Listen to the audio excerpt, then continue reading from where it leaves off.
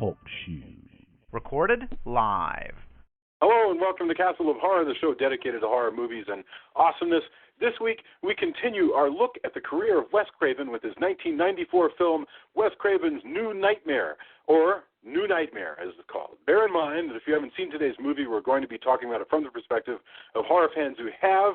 So warning, spoilers ahead. From Denver, Colorado, I'm your host, Jason Henderson, creator of the Alex Van Helsing novels. With me from Austin is Tony Salvaggio, lead singer of the band Deserts of Mars and co-creator of the comic Psycom from Tokyopop and Clockworks from Humanoid. Say hello, Tony. Howdy. Howdy. Also in Austin is Drew Edwards, staff writer at horrormovies.net, the new and the prolific website, writer for Rockabilly Online, and creator and writer of the long-running comic Halloween Man. Say hello, Drew. Hey, Jason, ever play Skin the Cat? That's a reference to something. All right. And finally, also in Denver, as always, color commentary from attorney Julia Guzman. Say hello. Ciao. Ciao. Okay, according to Wikipedia, Wes Craven's New Nightmare is a 1994 American slasher metafilm. That's a thing, apparently. Written and directed by original Nightmare on Elm Street creator Wes Craven, although it is the seventh film in the franchise, it's not part of the series' continuity, instead portraying Freddy Krueger as a fictional movie villain who invades the real world and haunts the cast and crew responsible for his films. While the canon Elm Street films are about dreams overlapping reality, this one is about films overlapping reality. In this film, Freddy is depicted as closer to what Craven originally intended, so-called. So this is what Wikipedia says. Closer to what Craven originally intended, being more menacing and less comical with a greatly updated attire and appearance.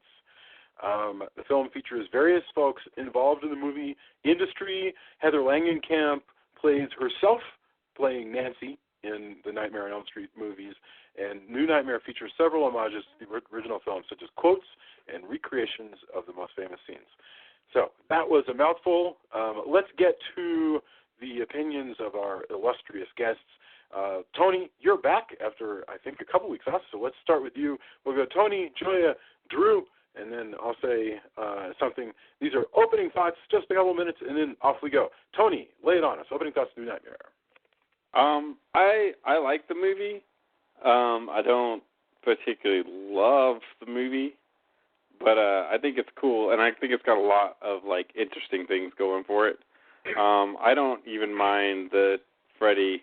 I mean, it's weird. It's definitely not my favorite rendition of Freddy, but I don't have a problem with it in the same way that we've talked about before the show, where some people are just like, I can't get past that version of Freddy. It's like, I don't know, man. It's not a big deal. It's not as cool, but I mean, it's still Freddy. It's still, I don't know what else. I don't know, but that doesn't bother me at all. I like the movie. I don't think it'll go into my constant rotation list, and it still isn't anywhere near Dream Warriors for me. So, Julia, your opening thoughts? New Nightmare. Well, apparently we saw this movie in the theater when it came out, which would mean that we saw it the year we got married, which ages us a bit because we've been married a long time. Yes. And it feels like yesterday. Oh, yeah, really? But I still remember it because it was memorable, the wedding and the movie, because it was a memorable little picture. I actually really enjoy movies that mess with reality like that. Like Matrix is one of my favorite movies of all time. Anything that just kind of wait, what's real, what's not real. So I get a kick out of that kind of movie. So I don't love slasher stuff. I don't love I don't like the gore, you know that. But I really like this playing with what's real and what's not. So that's a lot of fun. So I actually enjoy this movie more than I would have if it were not for that, part of it. In other words, more than I would have enjoyed any of the other Nightmare on Elm Street movies, which I have not seen.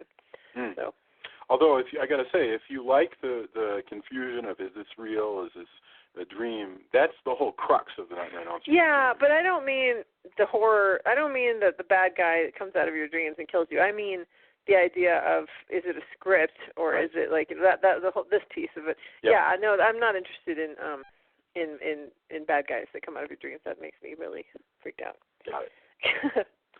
Oh, Just right. so you know, True. Julia, you're not alone in that. Jamie is very, very much unnerved by Mr. Krueger. That is really funny. That's really funny. Drew, hey, welcome, and what are your opening thoughts on this movie? I kind of love this movie. I go back and forth whether or not this or Dream Warriors is my favorite Nightmare sequel. I think this one may hedge out a little bit because Nightmare or Dream Warriors is fun.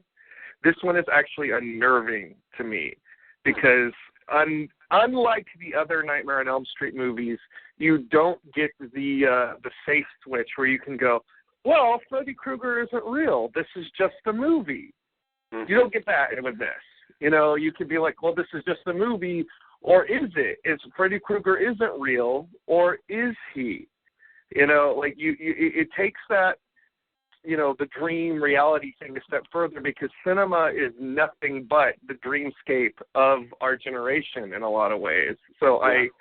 I feel like, we just did Scream, and this in many ways was the wind-up pitch for Scream because it's about horror movies kind of in enforcing their rules on reality. Because Freddy Krueger is, a dream wraith, a sort of dream demon, I think that supernatural level kind of takes the idea a little further. And I think this is a very personal film for Craven. So I just enjoy seeing him comment on the pop cultural phenomenon that he created.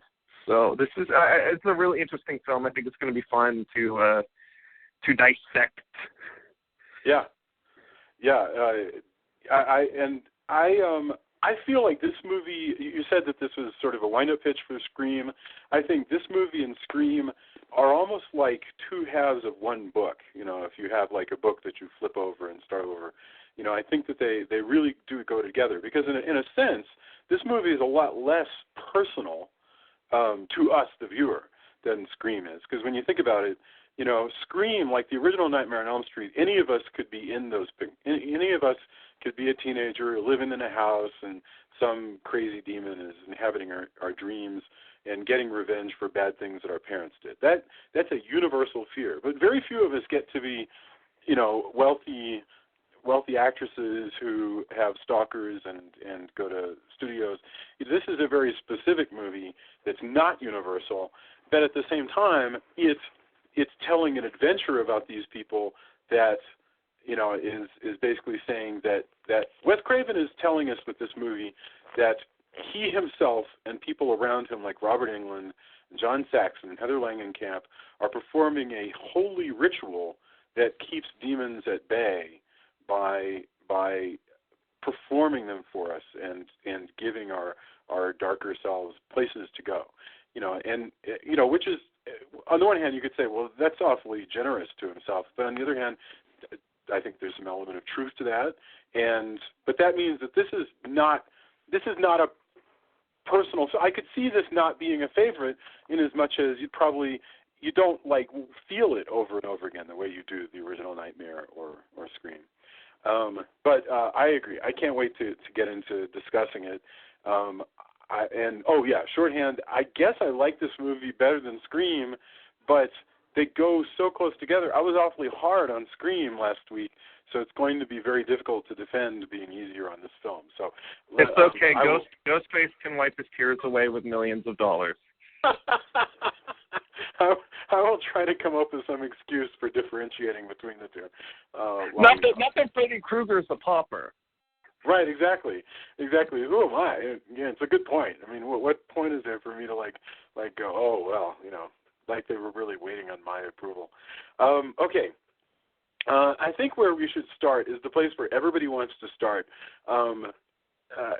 Instead of going through the whole plot of this film, I think we should just go straight through the Freddy the character, Freddy Krueger, because the main characters in this film are Heather Langenkamp playing herself, the star of the Nightmare on Elm Street movies, and she has a stalker, and it's it turns out essentially that stalker is, if I understand correctly, is the first manifestation of Freddy who's trying to come into this world. And maybe, but you know what? It says in IMDb that that Wes Craven told everybody that they might be the stalker, but to play it like they were innocent. So I don't think that's ever really assumed. And by the way, Heather Langenkamp actually had a stalker in real life, and Wes asked if he could incorporate that into the script. And I do want to get to Heather Langenkamp because I think she's interesting to discuss, in a lot of ways. But Freddy. So Freddy, can you explain to me, Drew? You're probably the biggest Nightmare fan, or if it's not Drew, then Tony, whichever one wants to take it. But can you explain to me the phenomenon of Freddy Krueger up until this point? Because we can fairly call this Nightmare on Elm Street number 7, no matter what it's called. Well, there's a line in the movie, there's a doctor talking to Heather Langenkamp and asking how her son had heard of Freddy Krueger, and Heather Langenkamp actually says very astutely, every kid knows who Freddy Krueger is. He's like Santa Claus or King Kong. And that is a kid who grew up, like I came of age with the Nightmare on Elm Street movies. Those were, I remember when they were coming out. I remember, seeing kids play as Freddy Krueger on the playground. Yeah. I remember those Halloween costumes popping up everywhere. I remember, Freddy Mania in the late 80s, early 90s. Like, Freddy Krueger was the famous monster of filmland in the late 80s, early 90s. Like, he was everywhere. He was the Elvis of horror movies at that time period. And, this version of Freddy seems to be very before we get into that, just the way he would, just so we understand the way his powers were defined. We understand correctly. The powers were defined. Once he stalks you, if he's going to stalk you go to sleep. Yeah. Freddy Krueger in the canon of the original films is a child murderer, might be a pedophile, who was burned alive by a bunch of parents who had had enough of his wacky shenanigans, and he came back in the dreams of the children in the town that he lived in which he could murder people in their nightmares. And that is the scenario of Freddy Krueger. And, in the original movie, he's actually a lot more like how he is in this movie in terms of personality, whereas, like, he does have a sense of humor, but it's not quite as apparent. By the time of Freddy's Dead, which was the movie that came out right before New Nightmare, he had essentially become the Crypt Keeper. I think that's the best place to. You mean a lot of puns, a lot of like just one-liners, a lot of double entendres. And so in this movie, they suggest before we describe the way he appears, there's an explanation that I think Wes Craven himself gives, that the demons the evil that is appeased by people. I'm saying it without looking at any meta meaning of this. Within the world, the evil that is appeased by these monster movies gets bored the more weakened, the more thinned out the monster movies are. So, in other words, the less threatening Freddy Krueger got, the less appeased the evil kept at bay by these movies was. Isn't that interesting? I mean, that's also Wes Craven saying that he lost control somewhat of the series as it went along. But okay, so in this movie, Freddy comes back, and he's not even so. Okay, how do we debate about this? My suggestion is it is apparent in the movie that this is not Freddy Krueger in the first place. That the way he's been physically redesigned, which somebody should describe, the way he's been physically redesigned reflects that this is not Freddy Krueger. There is no Freddy Krueger. What there is a demon that has lived forever and has inhabited great stories. and was held at bay by Freddy Krueger, likes being Freddy Krueger, and so when it comes into this world, it's a variant on Freddy Krueger, but very deliberately, so that if it looks just like the Freddy we know and love, that wouldn't be quite right. It's more appropriate for it to have a similar look that makes us think of Freddy Krueger, but actually is different. My whole thing about that, this is my take on that. Okay. I come from the perspective of walks like a duck, talks like a duck, must be a duck. Functions like Freddy Krueger, looks like Freddy Krueger, acts like Freddy Krueger. I'm not, unless we're going to talk about the meta aspects of this, which I think you can't take away from the movie. Sure. I'm just going to refer to this character as Freddy Krueger. To me, it's asinine to call it a demon or whatever. Like it's No, I agree. It's Freddy. I think Freddy you Krueger. call it Freddy. But to me, here's my take on this, because actually there was a guy on the Facebook group that said that it looks more like a superhero than Freddy Krueger. And my whole thing is, it's like, okay, you're Freddy Krueger.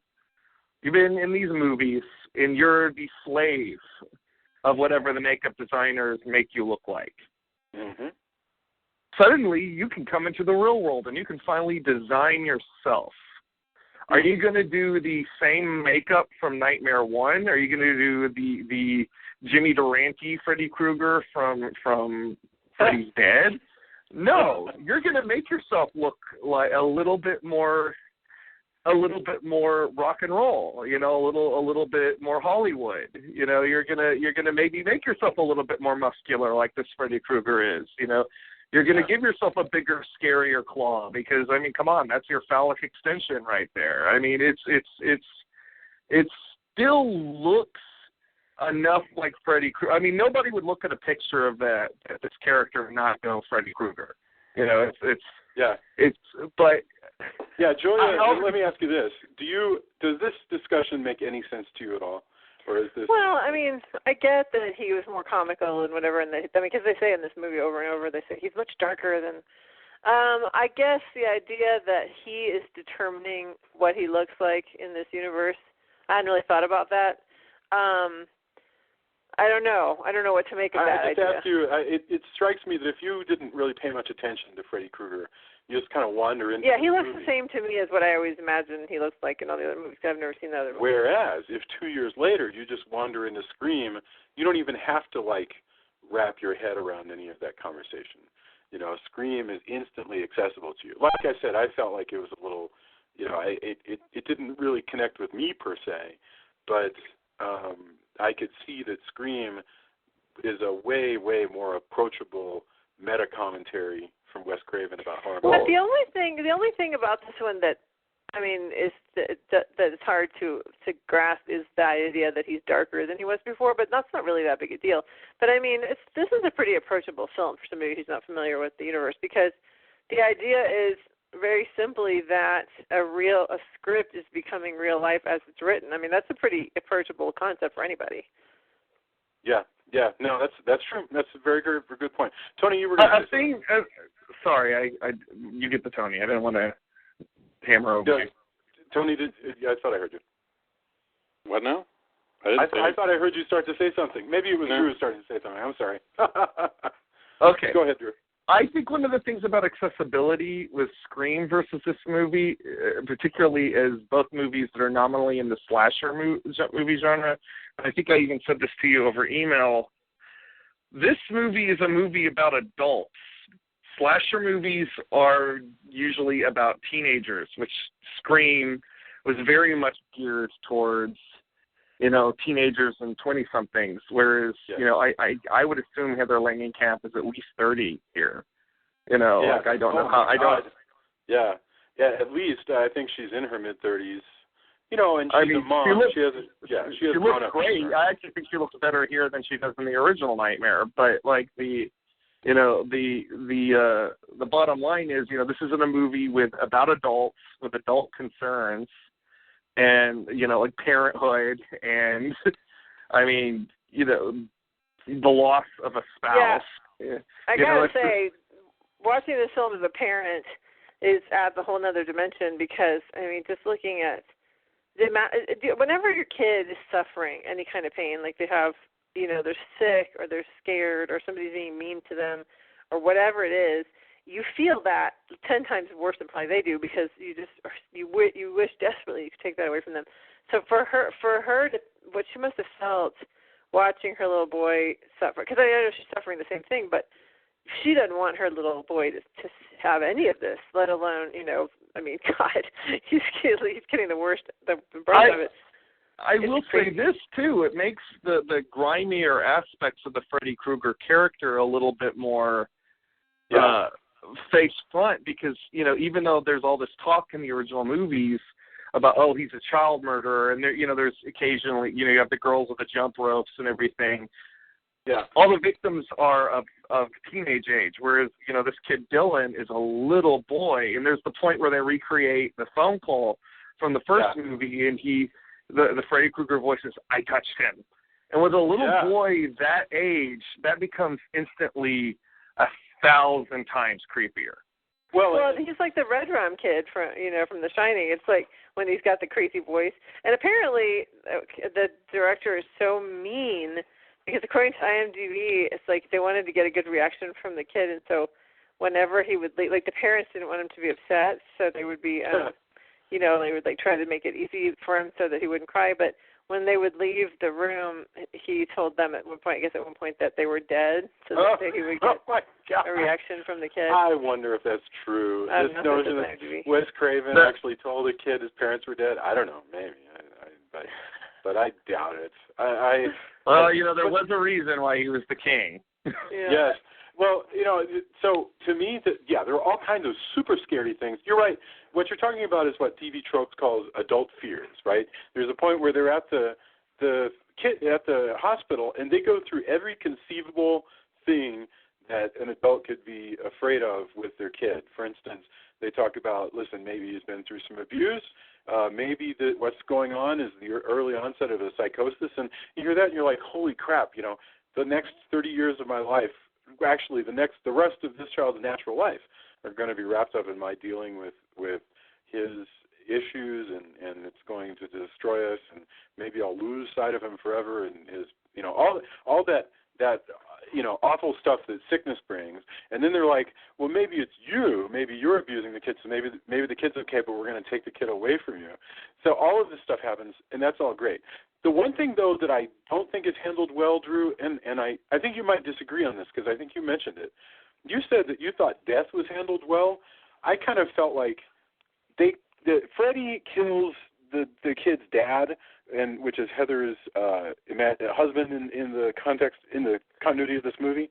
And to me, it would have been so much better if he had instead killed like somebody, like a close friend, because I just kind of feel like they take that just entirely too readily. In other words, it doesn't cripple them nearly. Really? You think so? No, I agree. Because everything in that, first of all, I want to say, and I'm sorry to say this, and I'm sorry for the actress, but I think that Heather is kind of an awful actress. So I don't feel like I ever had any real emotion for her. And second, why does she? Again, with the line between fiction and reality. How come this person only has in her life people that she knows from making these movies? She doesn't have any family. She doesn't have any friends. If your husband has just died in some horrible accident, you're more than likely going to have people who want to either stay at your house with you or have you stay at their house and just be with you, or at least be keeping you company, at least be checking on you. The only people that she deals with are people that she knows from the movies. So that makes me think, that, okay, we kind of are in the Well, in fairness, her husband really is a special effects artist. That's true. I know, but I'm saying that it's like they don't even have friends and from I other think movies. she herself may actually be a special effects artist these days. I could be wrong about That's that. True. She and her real-life husband. My point isn't that she wouldn't have movie people friends. I'm saying that she would have other people other than just the nightmare people. No, in her life. I get what you're saying, and I think that's by and large a function of the story. Because we really only see the babysitter and the doctor. I know, and even the babysitter. The babysitter's sitting next to her at the funeral. She doesn't have a sister. She doesn't have a mother. She doesn't have a cousin. And some of that might have been legality because people didn't want themselves to be represented in a horror film, especially when they knew when they were. Yeah. I will say, Ari, I'm sure he probably had no problem with it if he's a special effects guy. But what is it?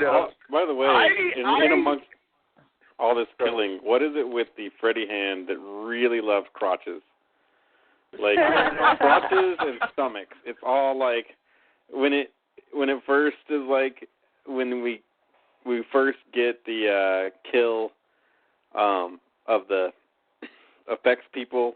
It's like going in that area. It's tapping things. It's doing like you're like, man, Freddy. Like maybe that's part of another reason why it's a demon. Is because Freddy never really had that much to do with that. But this Freddy is kind all of a about. I don't know. Freddy's kind of a perv. Yeah, but like in this movie, it's really also the only other like reason why it just seemed. You know what really bugs me, I think, and I was thinking about this today while I was driving around.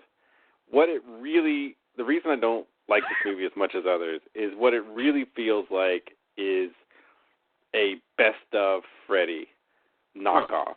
It really feels like the hits of Freddy. Like, I mean, I can't even count how many times people fall out of bed or like wake up. Like it's all the same stuff over and over. It's like a highlight reel that is like a highlight reel knockoff, where it doesn't show you the real thing because that would be ridiculous and we wouldn't want that, you know. But it feels like, hey, remember that thing in other Freddy's? Here you go again. But now it's a twist because it's meta, and it doesn't feel there's nothing that much different other than maybe the animatronic thing, which is kind of a neat take, which they have to for some reason. It can't just be supernatural. It's got to also have bio, whatever, bull tendons and whatever else he says. Like, this is so cool. Yeah. It's got some pieces that you wouldn't put in anything animatronic because that would be, you wouldn't want that. But in fairness, that is a dream. Yeah, I know. But again, that too, all of the stuff, like, also the dream within a dream thing, like, I don't think any other Freddy movie had as many dream within a dreams as that. Yeah. This movie. I mean, it's a constant, like, that doesn't make it more meta. It just makes it, like, kind of like, okay, well, I guess that's a dream within a dream, within a dream, within a dream, within a dream. Oh, by the way, also the script. Like, unrelated to your criticisms, I have to say you put this visual image in my head of you, because you said you were driving around and then greatest hits of Freddy. I'm like imagining you in the 70s muscle car driving around, listening to the Freddy Krueger classic rock 8-track. Oh man, see, that would be so. I'm so glad because that's so much cooler than anything that I did today. Like that imagery is so much more awesome.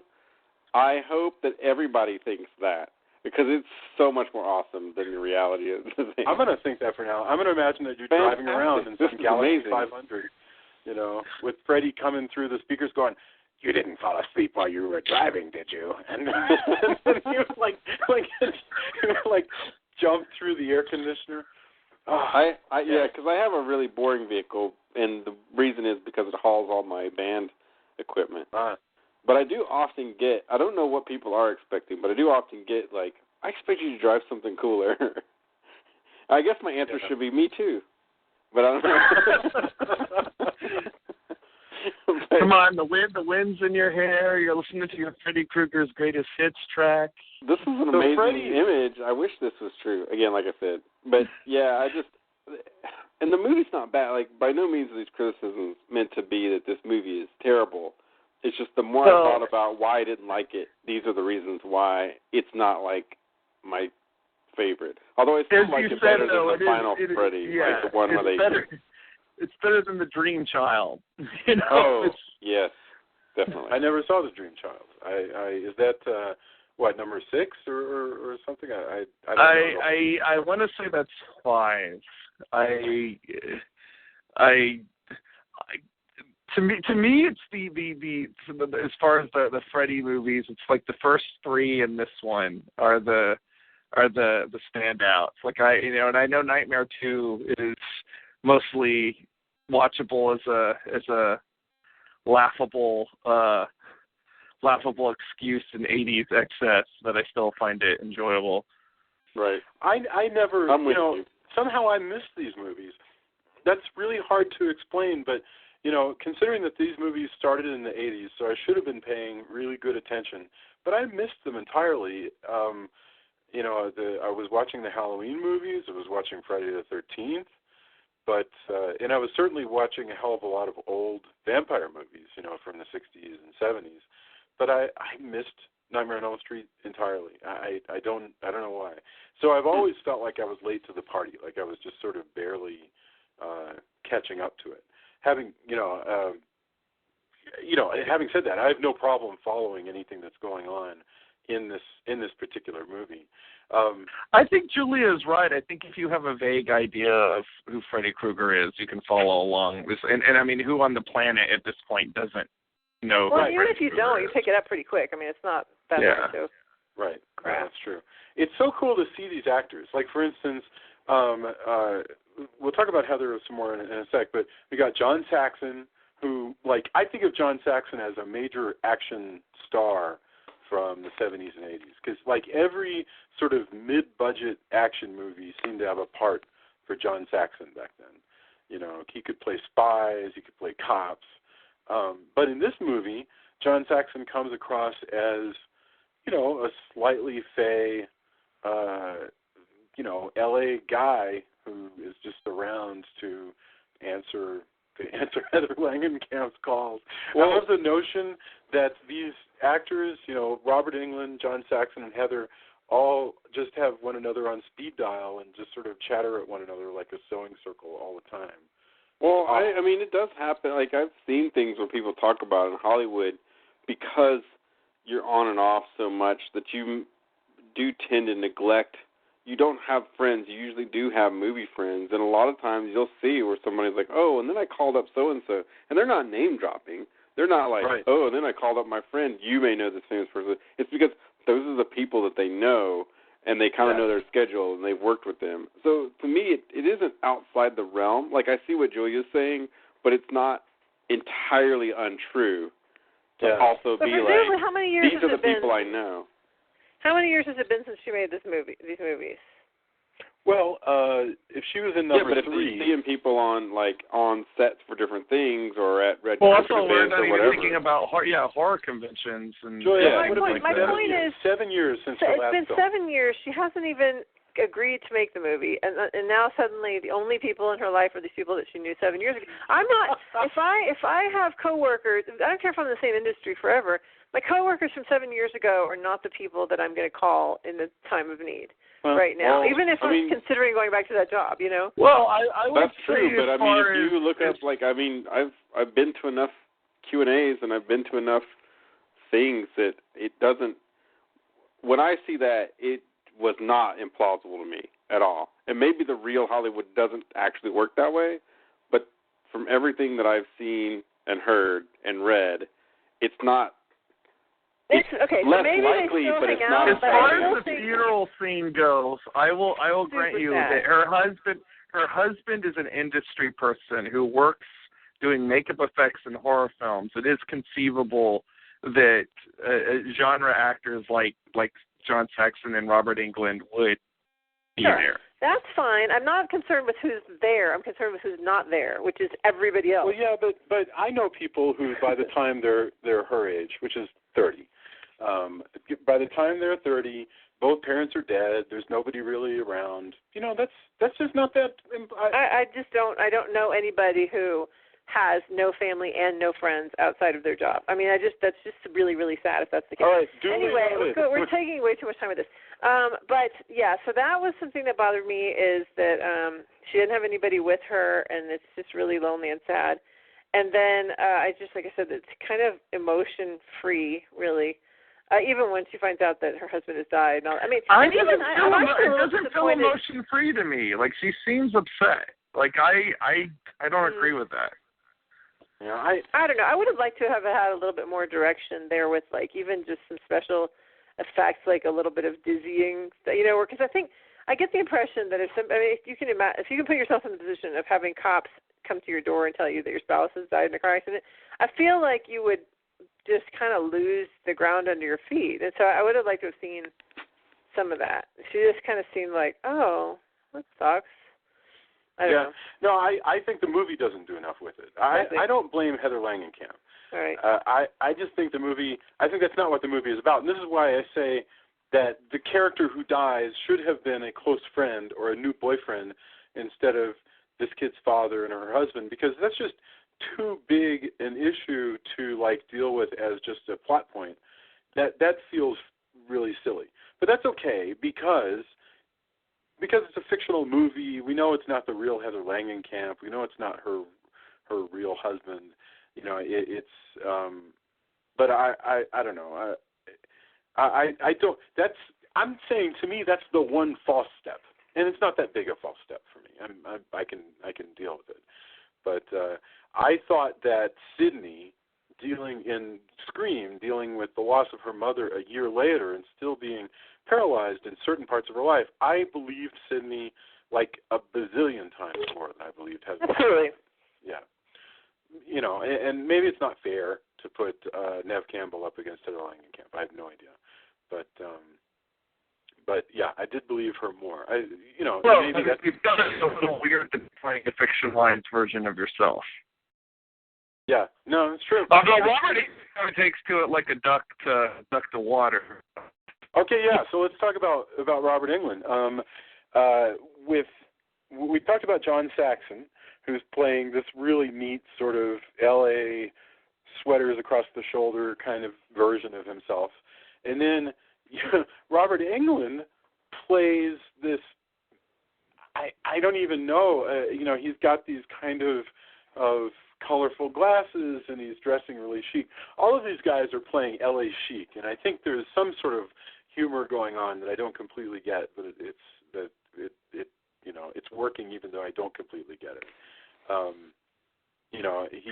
I love the bit where Heather Langenkamp goes on the talk show to talk about the anniversary of Nightmare on Elm Street, and they bring out Robert Englund as the sort of later sequels, Henny Youngman, Jimmy Durante, Freddy Krueger. Yes. I think that's one of the best scenes. And then you just get the profile at one point of Freddy Krueger with the light against him. And I just think that's one of the best scenes. It's just a standalone scene. Freddy's addressing this crowd where there's all these kids dressed up as Freddy Krueger, and they love him. He's a rock star. Yeah. Yeah. And that's just so, you're right, that's so clever, because you've got Wes Craven commenting on how funny it is that this character who is a murderer is so beloved of everybody because he's funny. And people aren't stupid. They understand that the movies aren't real, and so therefore they can love this character and love how nutty he is, and ignore sort of the violent crimes he even does, and maybe even celebrate the violent crimes that he commits. But also there's this unnerved bit from Wes Craven where he seems to be saying, okay, that's cool, and that's a part of our horror movie heritage, but if you're going to do what he regards as the real work of horror, you need to let those things go and return to something scary and dark. That's an interesting theory. I mean, that totally makes sense coming from the guy who brought us, Last House on the Left, right? That's I'm not necessarily here to entertain. And it doesn't make sense from the guy who brought us Vampire in Brooklyn. Well, I don't know. In fact, I don't know. Maybe he changes as he gets older. I couldn't tell you. I don't know enough yet about the history of Wes Craven. I'm sort of taking him as we go through these works. But I think Wes Craven, and I think part of this movie, and I is kind of him at this point consumed in the Hollywood machine, but also kind of spitting back in its eye a little bit. Yeah. And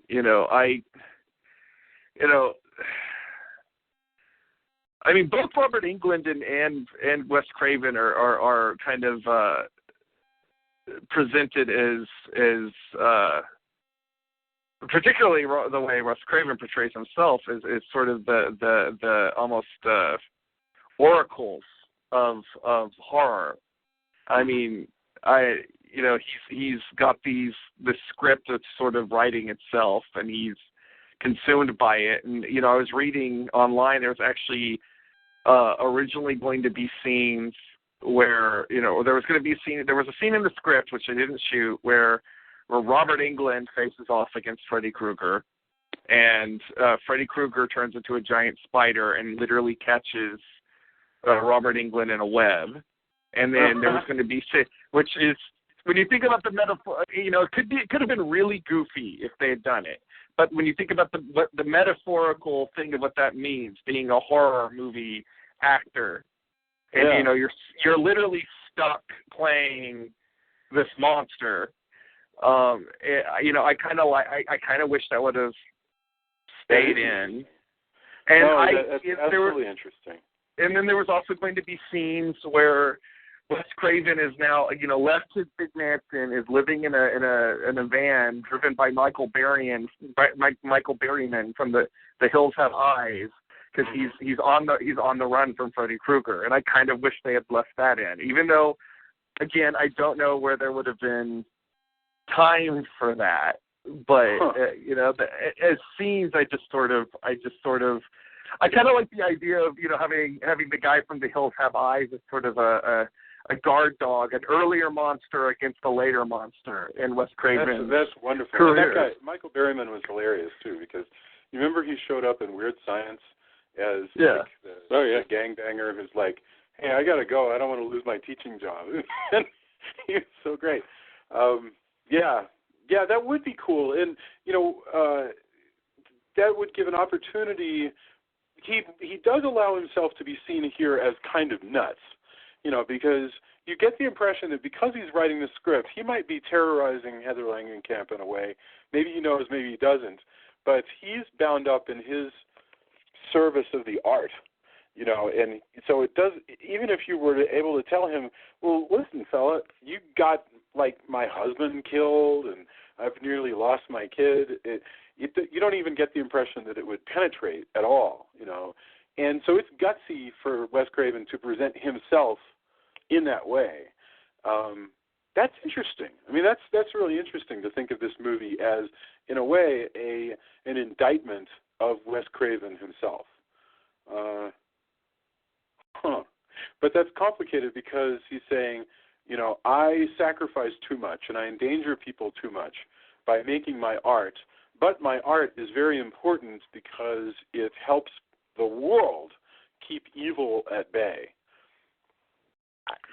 It would only be pompous if Freddy was not as all-consuming of a pop cultural figure as he is. I think that's sort of what saves Wes Craven from being an asshole. It's if I don't know, who's a lesser horror movie? If the guy that made the Chucky movies tried to make this movie, a lesser, Freddy Krueger is still everywhere. I agree. Even more than Michael Myers. Even more than Jason, I would bet. Well, maybe. Tough one. I don't know who is in people's dreams more, Jason or Freddy. Well, Freddy. By default. Right. Yes, let's get one thing straight here, Mr. Henderson. Jason's not a pansy. He doesn't have to kill you in your dreams. He'll kill you straight up, all right? No. As far as who's in your dreams, it's Freddy. As far as who's in the public consciousness, now that is open for debate. As far as who it is that freaks you out when you're driving down a dark wooded road in the middle of the night, it's Jason. Yeah. No, it's true. If you were to see, if you're driving down the road and you saw Freddy run across just at the edge of your high beams, that would be not nearly as. Actually, to be honest, anybody doing that would be kind of scary. No, but I agree that Freddy would just be you'd be like, what the hell? But if it was like Jason or Michael Myers, you'd be like, holy shit. Yeah. Jason's really good at hiking, so if your car breaks down, you're screwed. Yeah. Whereas Michael can drive. Yeah. I don't know how he learned, but he can drive. Look, as long as it's not Halloween, I'm hedging your bets that you can hitch a ride with Michael Myers. You ever wonder actually what the hell does Michael do all year when he's not killing people? I mean, like, I think he's in the knitting circle with all the other monsters. I think they share. You know, he might be like a project manager at SAP. You know, just like kicking back and taking down requirements. I would say he works in some manual labor job. That's probably true. Maybe he's like a lawn services guy. So then he knows what everybody's house is. Man, that's brilliant. Now we're getting really meta. Yes, and I'm sorry, we're actually very far afield too. So go ahead. Back on New Nightmare. I think I think we should talk about the kid, because I think the kid is such a big, Dylan is such a big part of this. He's the movie. best actor in this movie. I think he's, I mean, no disrespect to Robert Englund, but, he could probably play Robert Englund's a different kind of thing, because Robert Englund's not intended to be, like, deep or emotional or whatever, but I really believe the feelings of this kid. The kid is great. I think that he's on par with Haley Joel Osment and exactly. in Sixth Sense. Like he's that scene where he's like, God wouldn't take me is heartbreaking. Oh, yeah, so heartbreaking. That's fantastic. Oh yeah. So I know I was dissing the way it treated death, but I thought that was really beautiful. Yeah. That really, really was beautiful. That hurts. That was and super creepy and just terrifying. But when and various times when he's called on to just scream bloody murder and run like hell, he's really good at that. Yeah, I really do wonder. I mean, like you say, you question whether they told him his parents were dead, but I really do wonder what they tell these kids when they get these reactions. Like, how do they get them to do it? I read online that he was actually already a big Freddy Krueger fan, and he hung out with Robert Englund every time he was putting his makeup on. I saw that too. So obviously he knew that was. Well, he's also in Pet Sematary. So you're absolutely right. Is he the kid who wanders into the road? Yeah.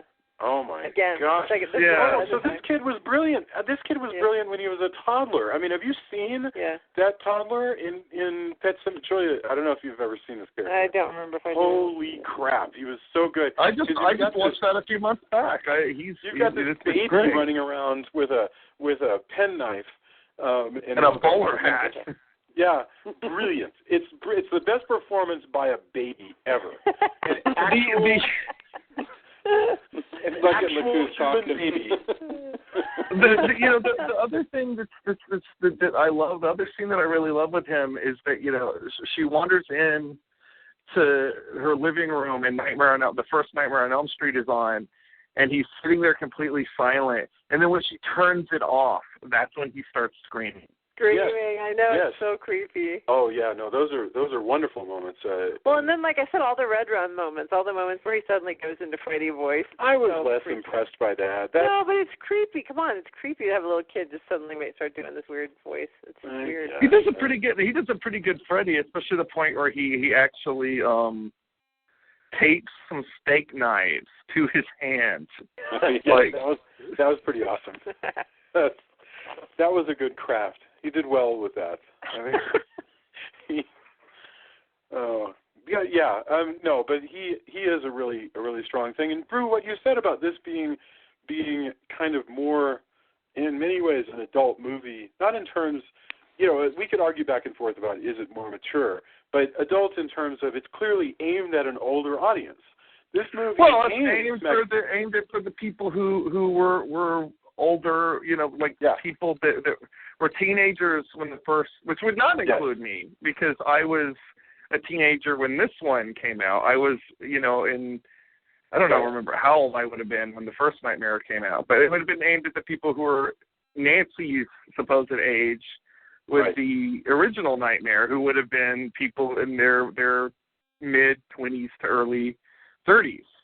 Right. This came out. I mean, that's precisely right. I mean, people who would have been, in their teen years in the mid '80s. So me, I mean, yeah, absolutely. Heather Langenkamp's actually 10 years older than I am, but this is roughly the same age because she was playing younger than she was. And so, it was aimed at... I would say this, I had no problem with this movie speaking to me as a teenager when I saw it. I loved this movie from the onset. So I knew that when I saw this, I felt like I was watching something that was almost art house horror in a lot of ways. Well, let me ask you a question though. If you had a choice, like people were saying, "Hey, we're going to paint the living room. We're going to play a movie," and we got two movies here. We got New Nightmare and we got Scream. Which one would you just pop in and let play? Well, just for we're going to paint the living room. Let's Scream because it's more fun. Yeah. This movie you have to actually really watch. This movie you have to really watch, and I'm not saying that to the detriment of Scream. I think Scream is a really great movie in its own right, but this is this movie feels a little bit more personal to me. Like I think Scream. I'm not saying that obviously Craven, he did all 4 Scream movies, so I'm sure he was very much invested in that universe. But but I think to create something as all-encompassing as Freddy Krueger, and then to go back and be able to comment on that is a very rare thing. Very few people get to do that. You were partly responsible for creating a pop culture icon that's going to last God knows how many years. Like I would be willing to bet, they're talking about doing another Freddy remake, and I would be willing to bet that when I'm 50, 60, God knows how much longer, they will probably still be trying to recycle this character. And very few people are in the standpoint of being able to look what I created, well I better get my last say in it. And I think this is a better send-off. Freddy's Dead and I enjoy Freddy's Dead on a certain level. Freddy's Dead is a terrible movie. I think this is a much better send-off for the original Nightmare on Elm Street series than Freddy's Dead is. I'm with you there. But for all my critiques, I'm totally right. I haven't seen Freddy's Dead, but it's in 3D. It's in 3D, so that's kind of fun. I mean, clearly the movie does not respect that film. I mean, this movie is right out sort of making sure that that Wes Craven thinks that the ones that he wasn't directly involved in are not the best, and have not only let down the art, but may have endangered humanity. And maybe that's something that a lot of the fans have a problem with, because I know a lot of the fans love all the various sequels, and they don't feeling like they're being talked down to. You may have nailed something there. That's an interesting thought. In fairness though, and I've said that so many times tonight, and I apologize, but Craven as the architect of this universe, and in these larger scale metaverse, I think that's his right. I think and maybe the only other person that has as much say so on the Freddyverse would be Robert Englund. He'd be the only person allowed to have as much, who could comment with it, and it would have as much weight to me. Before we go, I want to make it. Maybe I'll do it in my final contest. There is a fan wink that argues that Scream and New Nightmare are the same universe. Okay, tell me more. I'll save it for final thoughts because it's too in-depth. Okay. All right. Well, we should probably go to final thoughts, and so that we can then go to endorsements. I think we've given people enough to think about if they want to crack this movie back out, and I certainly think they go together really well with this movie and Scream. So final thoughts. We went. It was Tony, Julia, Drew. So Tony, lay it on us. Anything that we haven't talked about that we should have, and what are your final thoughts on Freddy's New Nightmare? Sorry, Wes Craven's New Nightmare. Like I said, After talking, I think maybe I like it a little bit more, but it's definitely not my favorite. I think it does a lot of interesting things, and I think the meta commentary is pretty interesting. It's not the script within a script writing itself thing, once you've seen enough Twilight Zone episodes and such like that, it's kind of not as impactful. That doesn't mean it can't be done well, and it doesn't mean even that this isn't done well. It's just it's not as impactful if you've seen it before. I think there's a diminishing returns on that plot point just because of the way that it works. Yeah. But I liked it, and I agree 100% with Drew that it's a better send off than Freddy's Dead by a wide margin. And so I enjoyed it. It's just not in my rotation, my permanent rotation of like I should watch these during Halloween season or whatever. Yeah. Excellent. Julia, final thoughts. Well, I feel what Tony was saying. I feel that way about the mom going in after the kid to the dream, and being like, oh, I can only save him by going in with him, and so she takes the sleeping pills or whatever to go into the dream, and so she can rescue her boy. And that part, especially because I don't care for all the yucky, like the weird tongue scene that took like 2 days to film and all that. I don't love all that. I liked the parallel to the Hansel and Gretel thing with the breadcrumbs and how you can't, watering down the story and changing the ending so it's nice and happy is the way that you create this problem to begin with. I mean, that was kind of a neat thing, but it's that whole funny that they did that because Wes Craven's always said that he saw Freddy as a male witch, and certainly when played by Robert Englund, he has that profile. Right. Yeah. Well, and then they do the whole throwing him in the oven or whatever. So that whole thing, that whole scene, the end of the movie, I don't love that as much because it just feels like, I don't know, it just feels kind of like the same old thing to me.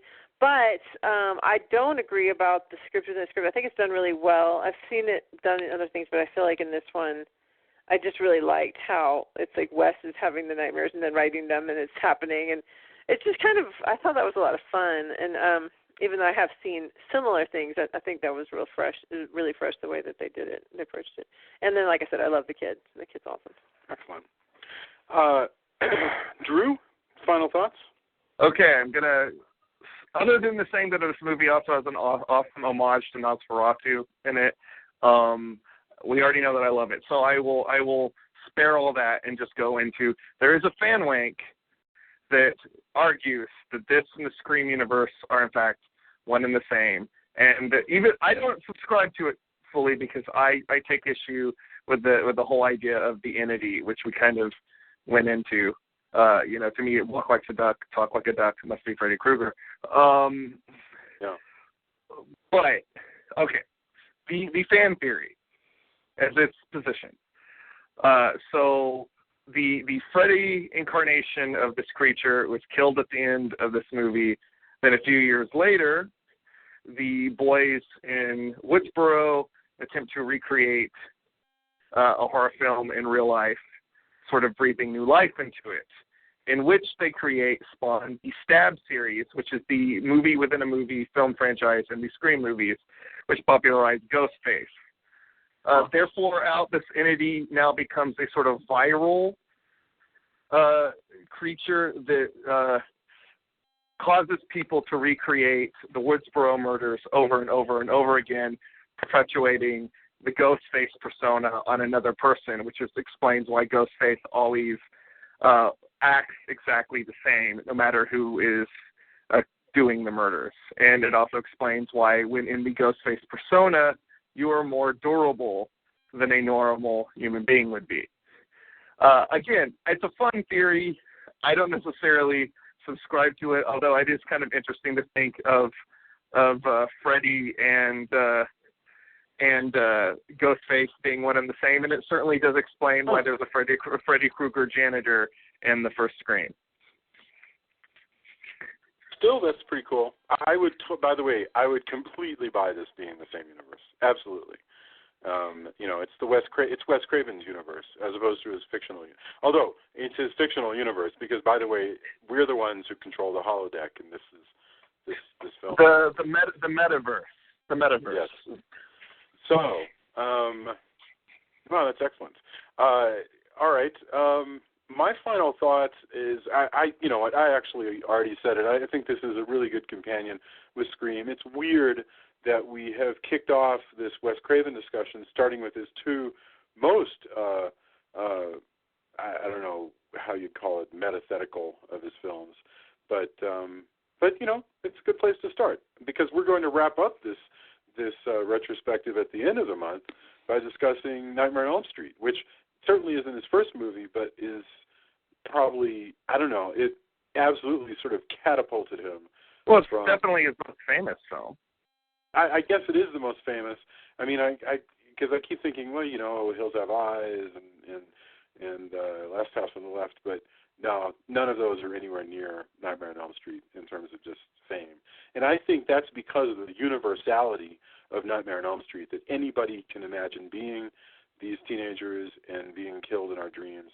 That's a universal fear, and just like you know, in Scream, anybody can imagine being Sidney. And I think that's why there remains a certain amount of distance between the viewer and this movie. Even though I bitched a lot about Scream, I think Scream is a more immediately accessible picture. But I do like this. So just watch them together. That's all I could say. So, okay, well, let's go around for endorsements. I don't even know if everybody has anything to endorse, anything you've been watching in the past week that you need to share, that you must shout about. Tony, do you have anything for us? I actually saw a lot of things at Fantastic Fest. Let's see. I think I posted some of them on the page, but as far as horror goes, some of my favorites were I got to see Baskin, which is a Turkish horror movie that to me had some, I know it's probably cliche to say it, but some Lovecraftian elements. I think for a first-time director, it really gets creepy. It's super cool. One thing I like about Fantastic Fest is seeing movies from all over the world, so you get a different kind of cultural turn on things. I saw a film that was filmed a lot around here called The Devil's Candy, which had a pretty awesome soundtrack and some really great imagery. That was really cool. Some Turkish horror, a movie on Turkish filmmaking, a documentary on those films and what why those are what they are, called Remix, Remake, Ripoff. Sometimes we've talked about like Turkish Star Wars and Turkish Wizard of Oz and stuff like that. I got to see a really good print of the movie Evil Speak, which we should probably do at some point in time. Also in relation to, like I've said before, I didn't get to get a copy, but it's sold out, which is great for Kayla. But I need to post her Satanic Panic book, and hopefully I can get a copy and review it for the podcast. But it looked great, and it sold out really quick, so that was really cool. And they did a whole, before Evil Speak, they did a whole presentation on Satanic Panic and different people who were big in that, and it was really great. So if the book is anything as good as the panel, we're in for a real treat with that book. I'm trying to think what else horror-related there was. Bone Tomahawk, which is tangentially horror-related in the fact it has, a tribe of really terrible men who kind of are beasts who kidnap a woman, and Kurt Russell and his band have to hunt them down. Matthew Fox. That was pretty good too.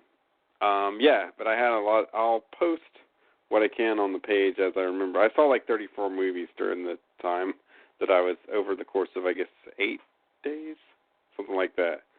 So yeah, it's kind of a blur, but there was a lot of great stuff, and I was really happy to see. How many movies overall did you see? I saw 34. 34. Also, I saw an interesting horror movie that was not well executed, but it was really interesting to see. I don't know why I can't speak right now. Maybe it's because I'm doing good. recovering from movies. Okay. But anyway, I guess in India, what we know as Parcheesi is called Ludo, and so there was a movie based on a playing Parcheesi and how that tied into this whole plot. It was not very well executed, and I think it had a lot of weird pacing problems and stuff that I wish had been better. But it was kind of weird seeing a game that we really, really think of as a child's game here, played for effect in this movie, and so that was kind of interesting. That's clever. Like I said, that's what I like about going to see. I just wish the movie had been a lot better. It's called Ludo, but it made an interesting midnight movie to see a movie about turning a horror movie, based on Parcheesi or centered around that. That wasn't all of it, but but with it as an element. Yeah. And cool. Also, I saw Yakuza Apocalypse, which had vampire gangsters in it, and that, although played more for comedy and action, it was still really awesome. And it had a giant kaiju character that has to be seen to be believed, and a kappa, which is the turtle creature that keeps water on its head from Japanese spirits, yokai. So all of this culminated in a movie called Yakuza Apocalypse, which I thoroughly enjoyed. So all of these movies I should post, and then hopefully they'll come out eventually, because not all of them have gotten distribution yet. Although I think probably The Devil's Candy most likely does. So. Excellent. Man, I really envy you. 34 movies, and you said 8 days? Yeah, from Thursday to Thursday of the next week. So it was the 21st through the 24th of September to the 1st of October. Very cool.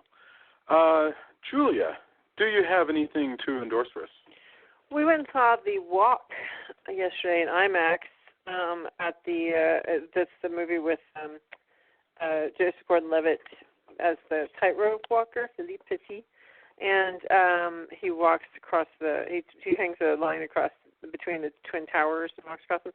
Anyway, it was such an interesting movie, but especially in IMAX because it just is, with the Twin Towers and all and the high rope, whatever you call it. It's so bigger than life, and so I thought that was really, really cool and it's really sad, given that it's the Twin Towers. It's just because it was so real in the movie, even though it's of course computer generated. But so I just really enjoyed it, and if you can see it in IMAX, then I highly recommend it. Very, very cool. Drew, do you have anything to endorse? Well, I have two things, but first is more of a plug than an endorsement. As you mentioned during the intro, we always go for plugs. It's all right. Horrormovies.net, which is a website that I've done a lot of writing for, has just gone live. There's not a ton on there yet. This is just their soft launch. But two of my reviews are up there. I have one for Jurassic Park and another one for The Babadook. And a ton more stuff to come. There's some stuff up on there from other writers as well. But I spent a good bulk of my summer writing pieces for this website. So I'm really excited for people to finally be able to read them. I have stuff about, vintage movies, stuff about, modern movies. I have all kinds of things. I'm going to finally be able to talk publicly about Jurassic World, which I'm really excited about. Several months too late, but hey, here you go. So go over to horrormovies.net. That's I think that's probably going to be the easiest web address ever for a horror movie fan to remember. So please go check it out. Keep your eyes peeled on the website for for more articles from yours truly popping up soon.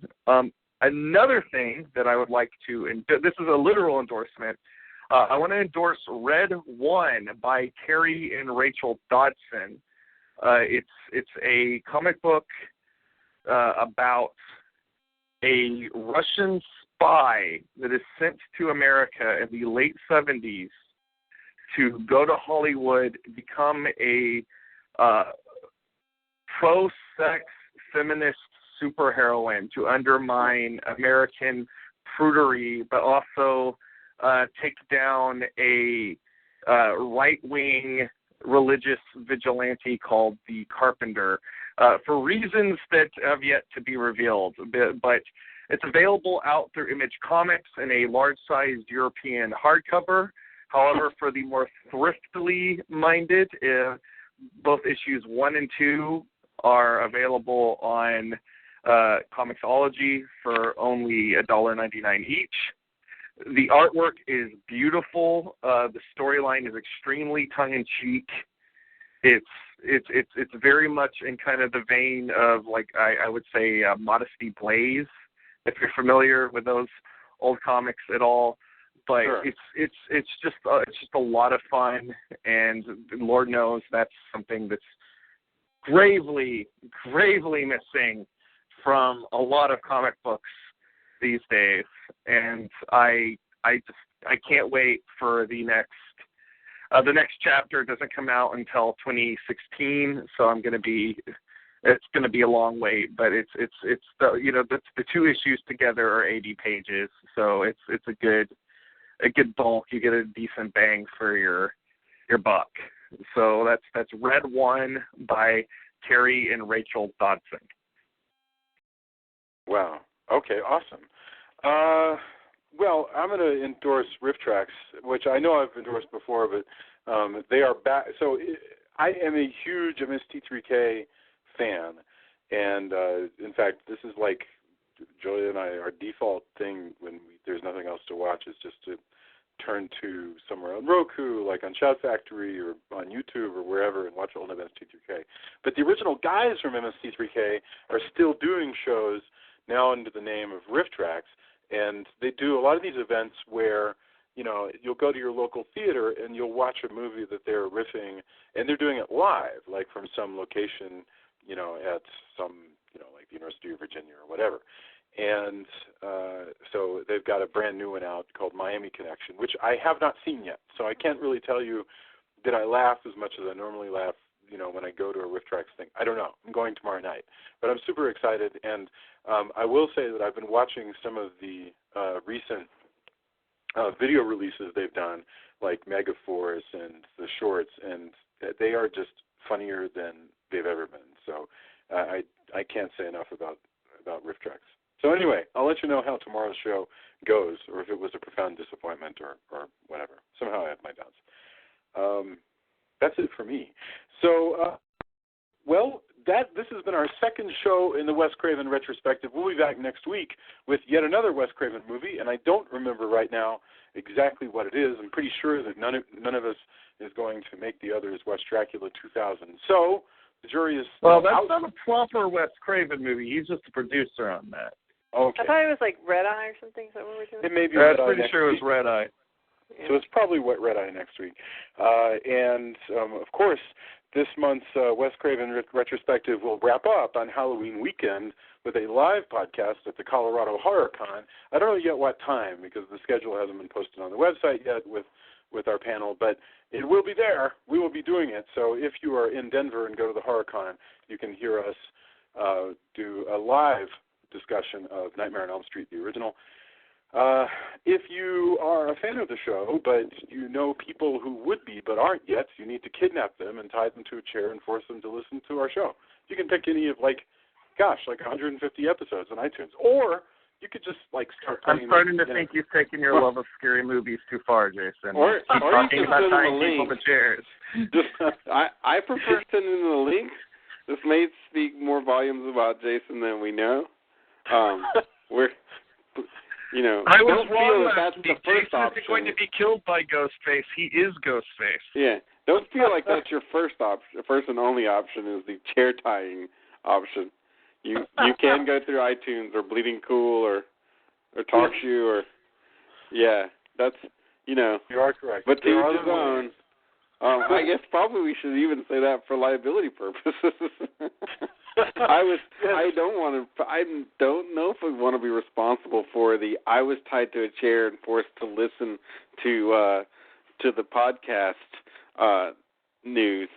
It would be, when you think about it, if it's 150 episodes, on average the episodes are like 90 minutes long, so that's like 150 hours plus another 75, which is, what is that, 225?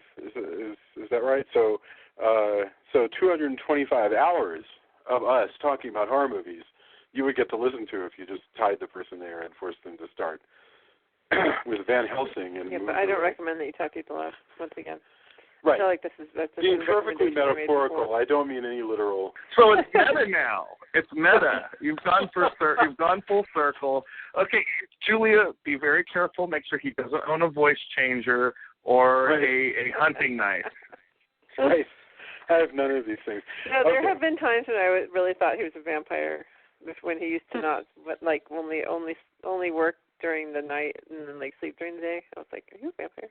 And he was every time I'd walk outside, he'd suddenly go, ah! He still does that. Ah! Anyhow, so, yeah. Okay.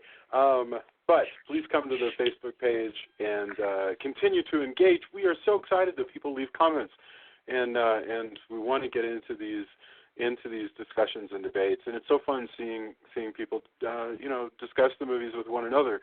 So I don't know. I don't think there's anything more gratifying than that. So, all right.